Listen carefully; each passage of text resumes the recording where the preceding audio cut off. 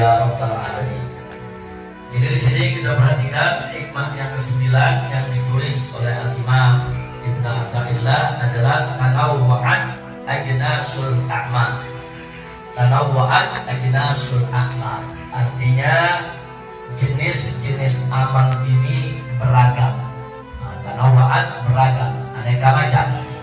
Jadi beragamnya jenis-jenis amal perbuatan itu tergantung lantaran litanawwu'i waridatil ahwal. Nah, jadi di sini dikatakan bahwa ikhtalafat ajnasul a'mal dhahirah. Amal perbuatan yang zahir yang kita lakukan seperti sholat, puasa, zakat, sedekah itu amal dhahirah. Macam-macam. Nah, orang mau ibadah ini macam-macam jalannya. Ada yang memperbanyak sholat sunnahnya, ada yang asyik dengan puasa sunnahnya, ada yang asyik dengan wirid dan zikirnya. Lain-lain orang, lain-lain dia punya keinginan, lain-lain dia punya keasyikannya dengan ibadah. Nggak sama. Ada satu orang yang asyik dengan puasa, ya Pak. Asyik dia berpuasa, banyak puasanya. Tapi ada orang lain yang asyik kalau sholat malamnya, ya Pak. Sementara yang lain kurang perhatian dengan sholat malam, tapi perhatian dengan amal ibadah yang ada juga orang kurang sholat malamnya, kurang puasanya, tapi asyik bersedekah. Asyik dia bantu orang kemana-mana, dibantu anak yatim, dibantu janda lemah, dibantu orang tua. Nah, jadi memang yang namanya amal dhahirah ini mutanawwi'ah. Nah, artinya beragam. Nah, bagaimana amal-amal yang disukai oleh umat manusia ini bisa beragam? Kenapa nggak seragam aja begitu?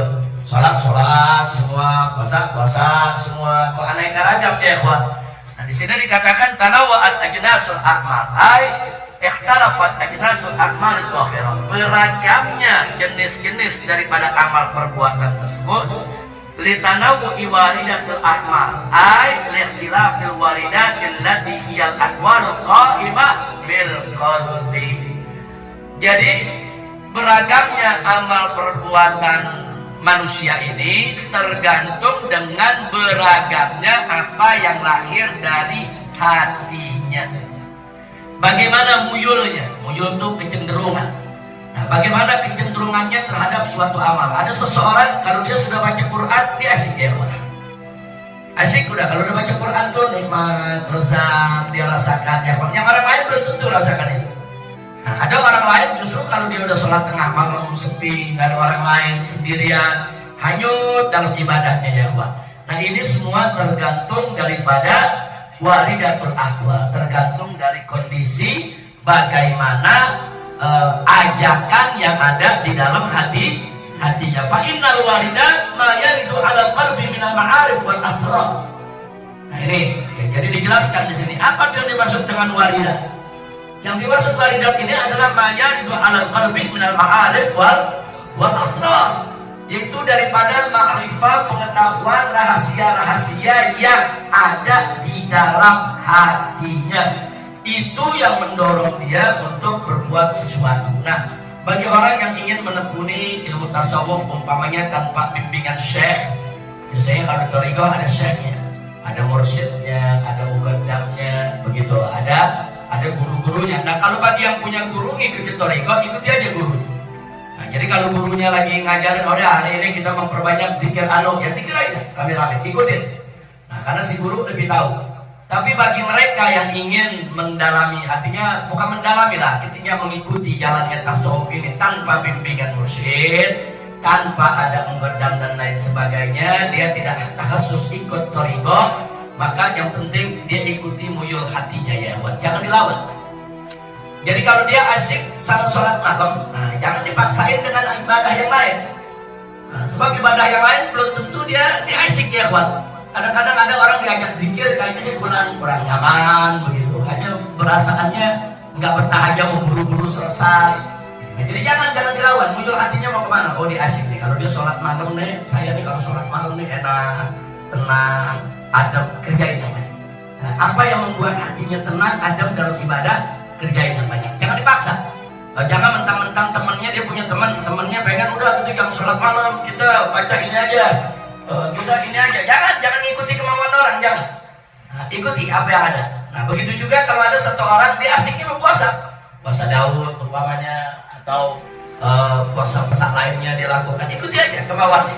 Walaupun ada temannya ngajak berdoa, jangan puasa, mendingan kita etikaf aja atau kita ibadah yang lain aja. Jangan ikuti muyulnya dia kemana.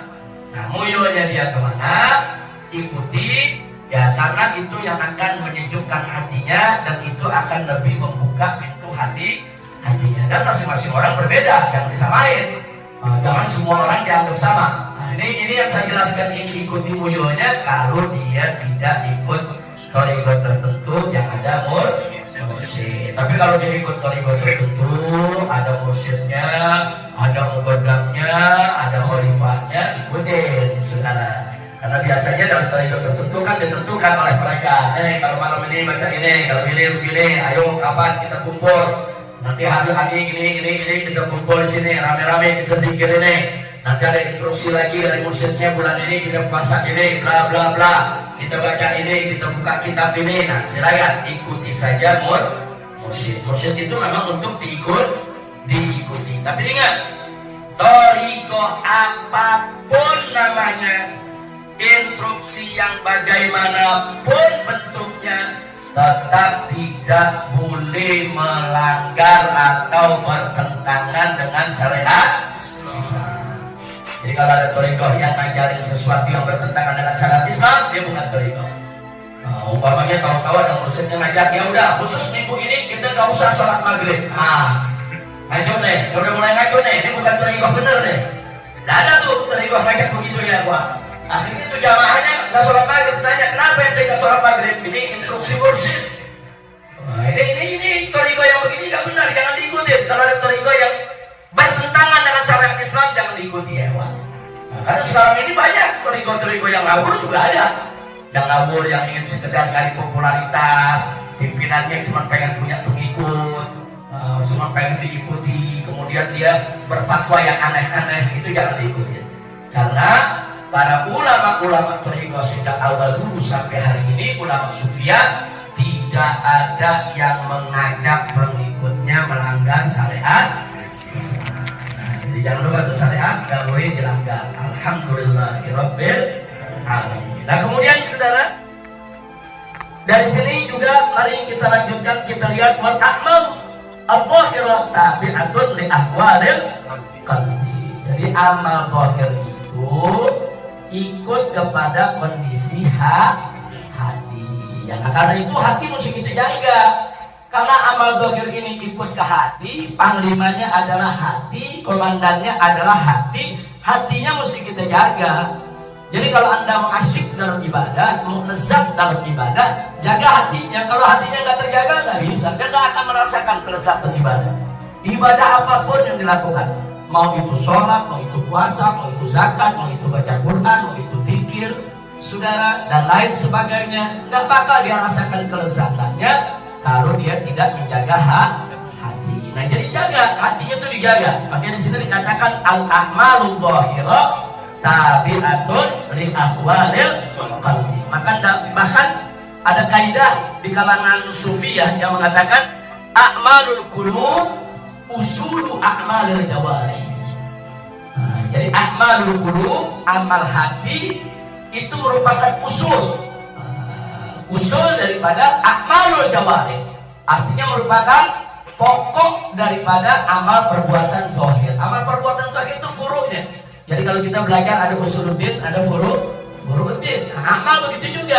Usulul a'mal itu adanya di hati. Furu'ul a'mal itu adanya di jawari. Makanya dikatakan a'malul qulub usulu a'mal dari jawari. Jadi amal hati itu merupakan pokok dasar fondasi daripada amal jasad badan kita.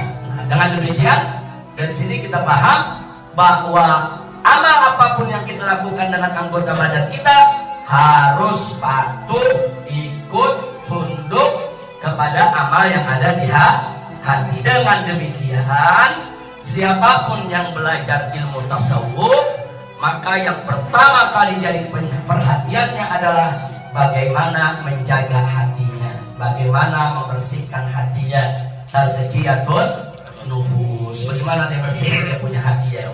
Nah, ini sesuai kaidah yang dibuat ini sesuai dengan hadis Nabi Jadi para ulama sufi ini kalau bikin kaidah, bikin ajaran, nggak keluar dari Al-Quran dan Sunnah. Bukan dari kantongnya dia keluarkan kaidah, ada dasarnya ya Pak. Apakah itu dasarnya dari Al-Quran atau As-Sunnah atau ijma ulama atau dari kaidah-kaidah yang sudah baku dalam ajaran Nabi Muhammad SAW.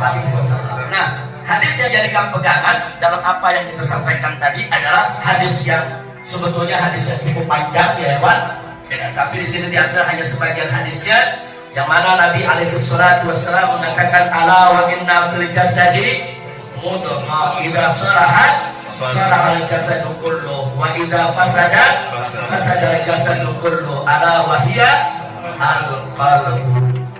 Jadi Nabi mengingatkan, kata Nabi, ingat sesungguhnya di dalam jasad itu saudara ada mudghah. Begitu. Nah, mudghah ini kata Nabi idza salahat, kalau dia baik, dia bagus, salah al jasad kullu, maka seluruh jasad akan ikut baik. Kemudian wa idza fasadat fasada al jasad kullu, dan kalau dia rusak, rusak seluruh jasadnya ya ikhwan. Ala wa hiya qalbu. Nah, ketahuilah bahwa mudghah yang dimaksud di sini adalah al-qalbu, yaitu hati. Nah, di sini bisa kita ambil dua makna. Ada makna madhi, ada makna maknawi. Arti maknawi al-qalb yaitu hati. Hati tempat kita bagaimana bersemayamnya akal pikiran kita. Tempat bersemayamnya akal pikiran kita, al-qalb, saudara.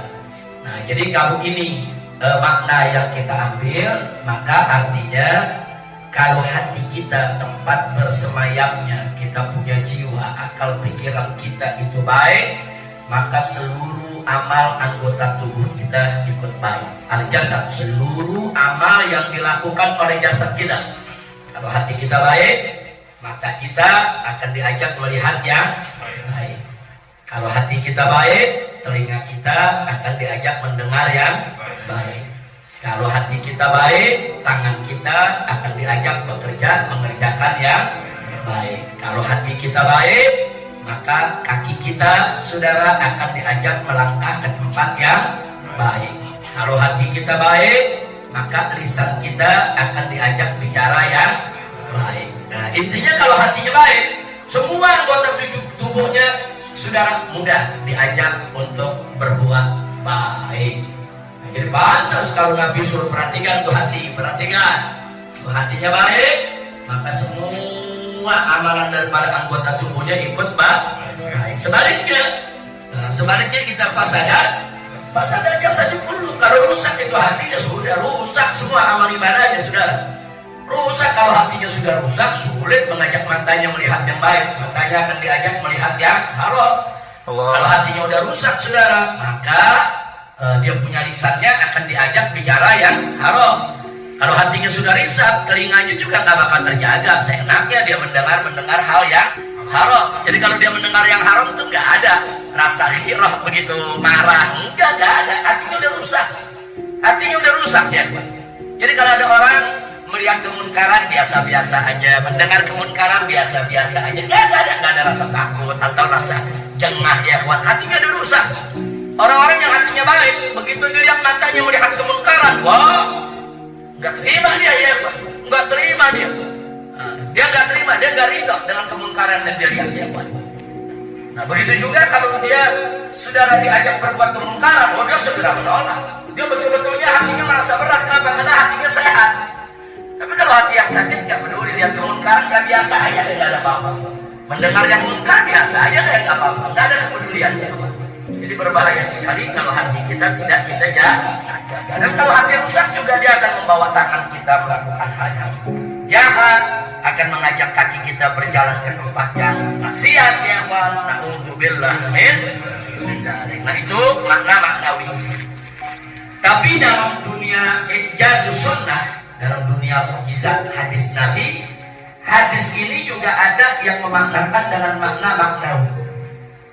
Makna madhi, makna fisik. Dia katakan, saudara, ala wa inna fil jasadi mudghah, bahwa di dalam jasad itu ada mudghah, segumpal daging. Diartikan secara fisik. segumpal daging, betul-betul daging. Nah, kalau tadi kan maknawi, kita masukkan kalau itu kan hati, jiwa, tempat bersemayamnya akal pikiran, ya ikhwan. Nah, kali ini dia artikan itu, dia artikan mutlaq di sini betul-betul segumpal daging.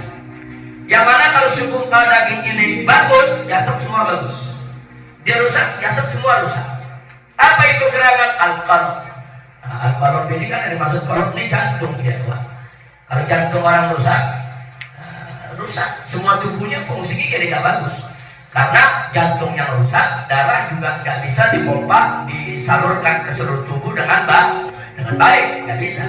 Atau kalau mau diartikan ke bahasa Indonesia yang artinya hati, jangankan kita bicara jantung, kita bicara liver, hati kita, saudara, itu kalau rusak, ya sudah rusak dia punya anggota tubuh organ-organ yang lainnya. Nah, jadi hadis ini juga ada yang memaknai secara tadi dalam arti kata bahwa di sini ada nilai ijazul ilmi dari hadis Nabawi, ada nilai mukjizat ilmiah daripada hadis Nabi. Jadi kalau badan sehat, jaga liver kita, jaga jantung kita, jangan sampai jantung kita sakit. Karena kalau jantung sakit ya sudah semua ikut sakit. Karena kalau jantungnya sakit, apalagi tersumbat, itu yang namanya perjalanan darah, ada yang lumpuh, ada yang stroke, ya ikhwan. Nah, ada yang kemudian ginjalnya juga ikut rusak karena tidak mendapatkan darah yang bagus daripada pompa jantung tadi. Jadi kalau mau sehat, jaga jantungnya, jaga livernya, insya Allah badannya juga ikut sehat. Gak apa-apa, orang ada yang menerjemahkan begitu di tafsir makna untuk menambah menambah hikmah, silakan, boleh aja. Tapi kebanyakan ulama-ulama dari dulu sampai sekarang mengambil makna yang maknawi. Artinya itu hati kita deh, saudara, yang bisa kita rasakan ada dalam diri kita, sanubari kita, jiwa kita, akal pikiran kita, saudara. Perhatikan, perbaiki, jangan sampai dia rusak. Nah, pertanyaannya, bagaimana memperbaiki hati itu? Apa yang dimaksud hati yang baik? Hati yang baik adalah hati yang di dalamnya tumbuh sifat-sifat yang baik. Nah, sifat qanaah, sifat sabar, sifat syukur, saudara, sifat penuh kasih sayang, penuh cinta kasih. Itu sifat yang ada di hatinya.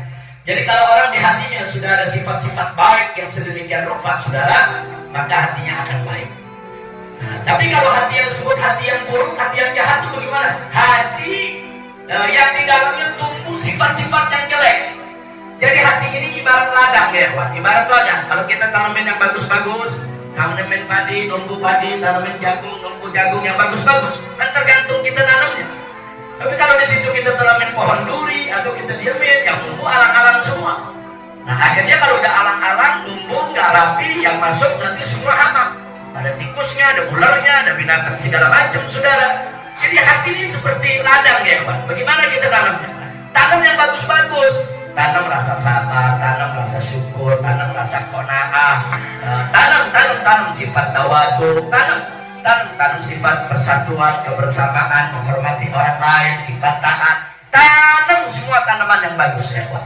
Nah, kalau kita tanam tanaman yang bagus, akan tumbuh bagus, hati kita menjadi bagus, maka itu akan mengajak seluruh anggota tubuh kita untuk berbuat yang bagus, insya Allah. Sebaliknya, nah, kalau hati kita tidak ditanami dengan baik, ya akan ibarat ladang, kalau nggak diurus dengan baik kan macam-macam tumbuhan muncul.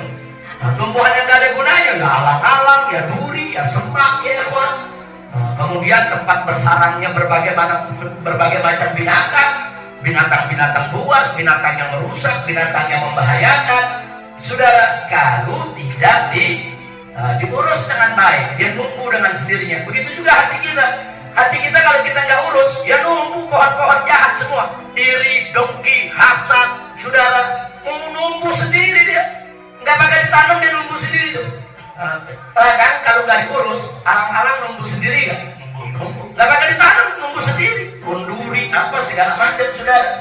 Sama hati kita kalau nggak diurus, numbuh macam-macam sifat jelek, sifat sombong, ujub, takabur, saudara, sifat iri, dengki, jahat sama orang, saudara. Tumbuh subur tuh semua tuh sifat-sifat begitu tuh. Sifat zalim saudara, sifat kejam sama orang, nggak ada beri kemanusiaannya saudara, sifat rakus saudara, yang nggak pernah puas dengan apa yang didapat saudara, tokmak dan seterusnya. Loh, kenapa? Pohon-pohon apa namanya sifat-sifat yang jelek kok tumbuh subur dalam hatinya karena dia nggak urus dia punya hati ya Pak. Nah, tapi kalau hatinya diurus sama dengan ladang. Karena kalau kita uruskan menghasilkan, kita bisa tanam padi, kita bisa tanam pohon cabai, pohon tomat, tergantung kita tanamnya. Udah gitu kalau kita jaga itu pohon, kita pagerin, mana ada hama bisa masuk ya Pak. Mana ada yang rusak-rusak bisa masuk.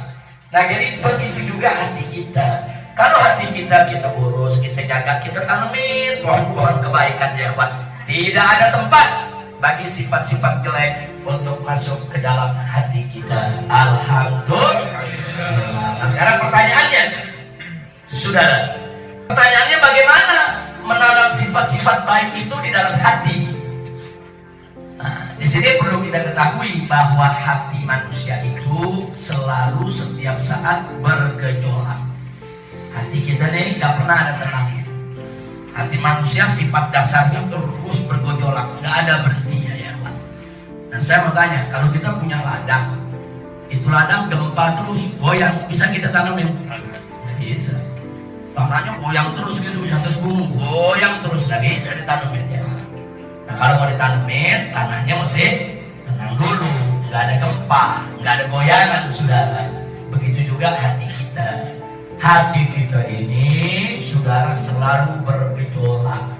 Nah makanya kita mesti minta kepada Allah untuk menenangkan hati kita. Ya muqallibal qulub, ya muqallibal qulub, kita mohon kepada Allah, wahai yang membolak-balikan hati. Apa yang membolak-balikan hati kita siapa? Allah. Nah kita minta supaya hati kita ini ditenangkan oleh Allah di dalam mengikuti agamanya. Pertama minta pertolongan Allah. Nggak ada yang bisa menenangkan hati kita kecuali Allah ya Pak. Allah yang hanya bisa membuat hati kita tenang, tidak lagi bergejolak. Nah, lalu yang kedua sesuai amanat Allah dalam Al-Qur'anul Karim, faqala ta'ala ala bidzikrillahi tatma'innul qulub. Allah yang kasih tahu. Nah, Allah kasih kita ingat dengan zikir kepada Allah, hati akan tenang.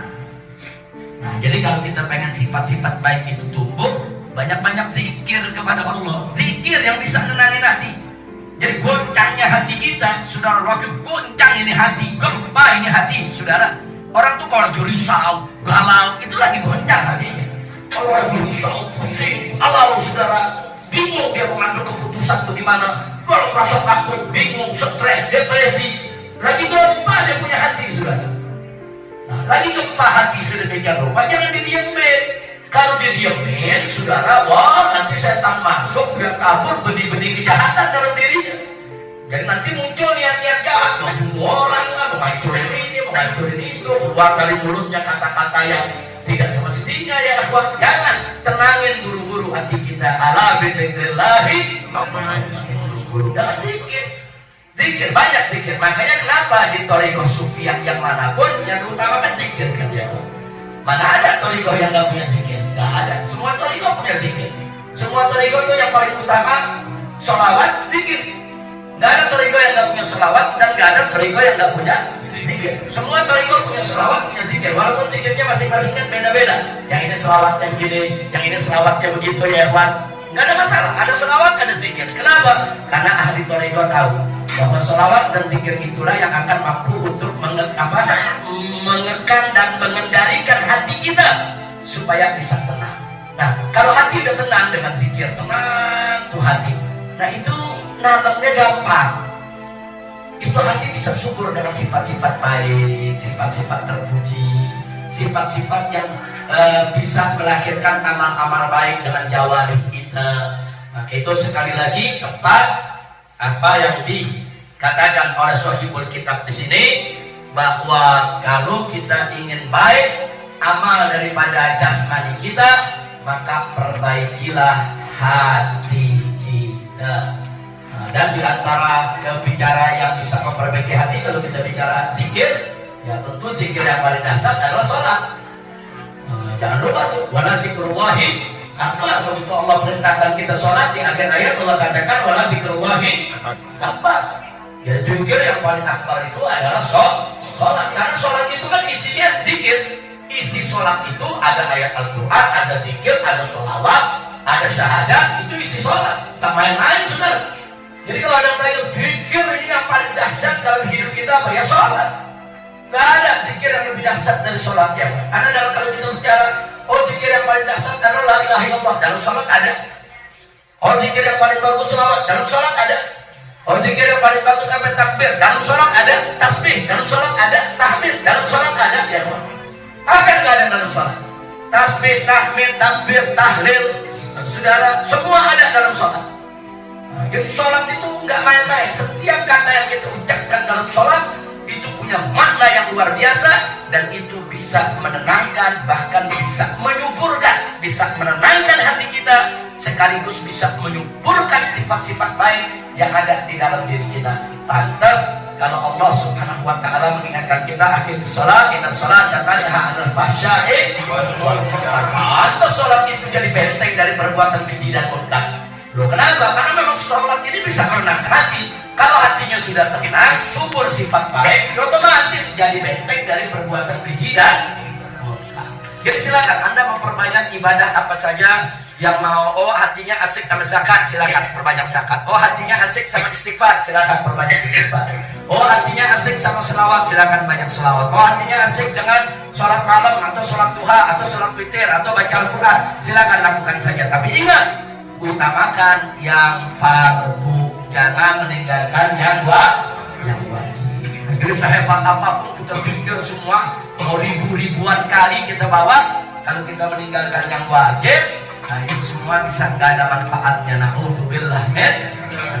Jadi sekali lagi silakan Anda zikir sesuai dengan muyul hati Anda semua, apa yang asyik buat Anda. Tapi jangan dilupakan bahwa sholat adalah zikir yang akbar, zikir yang paling besar. Percayalah, kalau kita nggak tinggalkan sholat, kita betul-betul perhatikan sholat, semua urusan kita akan dimudahkan oleh Allah yang baik.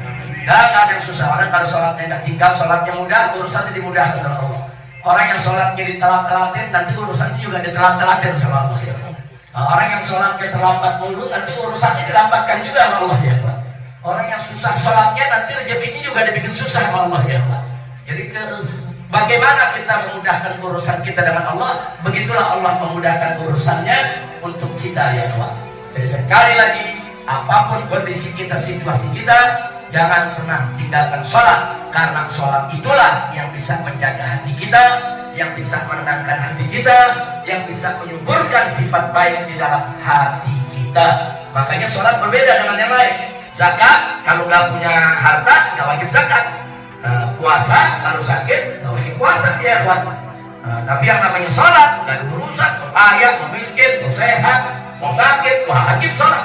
Hatta sudah ada dua ICU ya kawan. Selama akalnya masih ingat, dia masih ingat, waktu badannya udah nggak bergerak sudah. Kalau perlu matanya udah nggak bisa kedip, tapi otaknya masih ingat kepada Allah, masih wajib dia sholat dengan otaknya sudah. Nggak ada alasan untuk meninggalkan sholat. Nah, jadi kalau antum udah tahu begitu, sholat berarti ini amal luar biasa. Nggak boleh ditinggal. Mau kaya mau miskin wajib sholat, mau sehat mau sakit wajib sholat, mau mukim mau musafir wajib sholat. Kalau puasa kan enggak, musafir aja udah nggak wajib puasa, sakit aja udah nggak wajib saudara puasa. Zakat begitu juga, nggak punya harta nggak memenuhi nisab nggak wajib zakat. Haji begitu juga saudara, kalau nggak mampu saudara nggak wajib dia untuk melakukan ibadah haji. Tapi sholat, hartanya mampu dia wajib sholat. Dia nggak mampu berdiri dia bisa sholat. Sholat duduk, nggak mampu sholat duduk, sholat rebahan. Nggak mampu sholat rebahan, sholat pakai isyarat sudah. Pakai isyarat, nggak mampu sholat pakai isyarat, sholat pakai akalnya. Nggak mampu juga sholat pakai batinnya, dia sholat hati rame-rame. Itu udah mati. Ya kalau nggak pakai akalnya nggak bisa sholat juga ya berarti sudah mati. Ya kita sholatin. Jadi sekali lagi, sholat itu ibadah yang pertama. Pokoknya kita mau sesibuk apapun, secapek apapun, sholat yang pernah ditinggalnya teman. Insya Allah kalau kita jaga sholat kita, Allah akan jaga semua urusan. Sholat benteng dari perbuatan keji dan munkar. Benteng dalam dan benteng luar. Benteng dalam artinya diri kita Kita dijaga oleh sholat kita untuk tidak berbuat kemungkaran. Benteng luar artinya kalau ada orang lain mau berbuat munkar, berbuat jahat kepada kita, sholat akan menjadi benteng untuk menolak kejahatan. Makanya orang yang rajin sholatnya nggak bakal kena sihir. Orang yang rajin sholatnya nggak bisa ditarik orang hewan. Orang yang rajin sholatnya nggak bisa disirat dengan berbagai macam black magic. Nggak bakal bisa dia. Nggak bakal bisa. Ambil dukun bintang 11 lagi sudah. Nggak bakal bisa mengganggu orang yang sholatnya rapi. Jadi kalau kita takut sama dukun, jangan lari ke dukun, lari ke Allah. Sholat yang rapi. Nah, jadi orang kalau sholatnya rapi, semua urusannya dirapikan Allah. Nah, jadi kalau ada yang rezekinya seret, kerja susah, lihat dulu sholatnya rapi kan? Ya, kalau sholatnya di akhir waktu dulu, ya sudah pantas rezekinya juga di akhir waktu dulu dikasih. Sudah. Nah, kalau rezekinya mau di awal waktu, sholatnya di awal. Waktu rezekinya mau cepat, sholatnya yang cepat. Rezekinya mau bagus, ya sholatnya bagus juga dong. Nah, jangan sholatnya kayak ayam matok beras. Sholatnya cepat, rezekinya mau bagus, mana bisa. Sholat yang tenang, saudara sholat. Kita lagi duduk kayak gitu, doanya luar biasa. Coba kita baca dalam sholat. Kita minta rezeki Allah, kita minta hati kita disatukan oleh Allah, kita minta kedudukan kita diangkat oleh Allah. Nggak main-main. Makanya kalau lagi duduk, baca itu doa, jangan terburu-buru, baca. Allah Akbar, Wabi'udhuli, Warhamni, Wadugoni, Warfa'ni, Warzuqni, Wahdini, Ma'afini, Wa'fu'ani. Baca yang tenang. Itu kita diminta sama Allah, itu kesempatan kita, minta. Dan doanya nggak main-main, saudara. Wabi'udhuli, kita minta diampuni, kita punya dosa. Warhamni, kita minta disayang sama Allah, saudara, dikasihi oleh Allah. Wajiburni, kita minta apa? Kalau hati kita lagi berantakan, apa? Supaya hati kita disatukan oleh Allah kuat. Jadi apa-apa yang tercerai-berai disatukan oleh Allah dalam pikiran kita, dalam hati kita, dalam urusan kita, saudara. Warfa'ni, kita minta diangkat derajat kita oleh Allah, saudara. Minta diangkat oleh Allah derajat kita, nggak main-main. Warzuqni, kita minta rezeki dari Allah. Wahdini, kita juga minta petunjuk dari Allah. Wa'afini, wa'fu'anni, saudara. Kita minta juga afiat. Saudara, apa artinya afiat? Sehat afiat itu artinya orang kalau afiat bukan sekedar sehat. Afiat itu adalah menggunakan nikmat Allah pada tempatnya. Nah, kita punya tangan sehat tapi digunakan untuk kebaikan, itu afiat. Nah, tangan kita sehat tapi digunakannya bukan untuk kebaikan, itu enggak afiat. Ya sehat tapi enggak afiat. Jadi afiat itu luar biasa, jadi bukan sekedar sehat yang kita minta, tapi juga afiat. Jadi kesehatan yang digunakan untuk taat itu namanya afiat. Nah, jadi makanya sholat yang terburu-buru, tenang. Kita sholat tenang. Saudara, kalau kita sholat tenang, sujudnya tenang, wudhunya tenang, duduknya tenang, insya Allah lebih bagus dia punya sholat. Semua urusannya akan diperindah oleh Allah Subhanahu wa Ta'ala. Nah, baiklah, akhirnya terakhir kalimat yang dituliskan oleh Sayyidul Kitab adalah فإذا ورد على القلب العلم بفضائل قيام الليل توجه إليه وأثره على غيره فتقوم به الجوارح وكذلك الصدقة والصيام وباقي الأعمال. Nah, ini yang saya sebutkan tadi.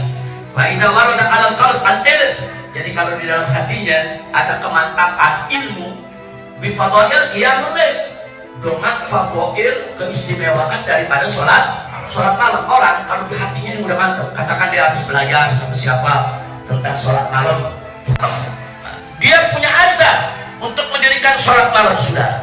Nah, ini sifat manusia begitu. Fa idza warada 'alal qalbi al-ilmu bi fadail qiyamil lail tawajjaha ilaih. Maka artinya apa? Artinya galak itu, hati itu akan mengarahkan jasmani itu untuk melakukan qiyamul lail. Wa atharahu 'alal lail. Dia akan lebih suka untuk qiyamul lail daripada ibadah yang lain. Jadi orang kalau dia udah tahu fadilahnya qiyamul lail sementara dia masih kurang tahu fadilahnya puasa, tentu dia akan mendahulukan qiyamul lail. Jadi tergantung ilmu yang ada di qalb dia, muyul dia, saudara, bagaimana muyul hatinya. Nah, maka itu di sini dikatakan fatakum bi jawarih. Maka niscaya kalau udah mantap hatinya dengan ilmu tentang fadail salat malam, saudara, dia terkesan dengan apa yang dia tahu daripada sholat malam, maka hatinya akan mengajak dia untuk mendirikan sholat malam, dan dia akan lebih memperhatikan sholat malam dibandingkan sholat ibadah-ibadah sunnah lainnya. Maka itu anggota badannya pun fatakum bihi al-jawarih, anggota badannya pun akan diajak untuk menegakkan sholat malam. Wa kadzalika shadaqah wa siyam wa ba'dul amal. Begitu juga ibadah-ibadah yang lain. Ada lagi orang lain, begitu dia pelajari sedekah, dia asik bersedekah ya Pak. Membantu orang ini, maka itu satu asik bersedekah, hidupnya dari pagi, siang, sore, malam urusannya dibantu orang. Ada. Karena dia yakin bahwa membantu orang ini bisa menyembuhkan penyakitnya, memudahkan daripada urusannya. Bantu orang ini juga menyenangkan orang lain. Asik jiwanya ya Pak. Nah sehingga sikap dia terhadap membantu orang lain lebih didahulukan daripada sholat malam, daripada zikir yang lain. Enggak apa-apa, masing-masing kerjakan sesuai dengan kemantapan hatinya. Nah, jadi jangan sekali-sekali merasa sholat malam lebih afdal deh daripada sedekah lebih afdal daripada puasa sunnah. Enggak, tergantung yang punya diri ya Pak. Nah, mungkin bagi si A sholat malam lebih afdal daripada sedekah. Kenapa? Karena dia kalau sholat malam udah asik, udah hanyut, pendekatan dengan Allah. Sementara begitu sedekah, ya mungkin dia nggak punya duit, mungkin dia bukan orang yang punya harta, mungkin juga dia bukan orang yang aktif jalan ke sana kemari untuk membantu orang, saudara. Bisa jadi. Nah, bagi yang bersangkutan, ya sholat malam lebih bagus buat dia. Tapi ada satu orang, dia punya harta, saudara, badannya sehat, dia bisa ngobel keliling masuk kampung, lihat mana orang yang susah, mana anak yatim, mana orang yang sakit, saudara. Nah, dia melakukan itu. Bagi dia, maka amal bersedekah begitu jauh lebih baik daripada dia duduk, dia pikir di rumah dia gak bantu orang miskin dia. Nah, jadi masing-masing orang mana yang terbaik sesuai dengan kemantapan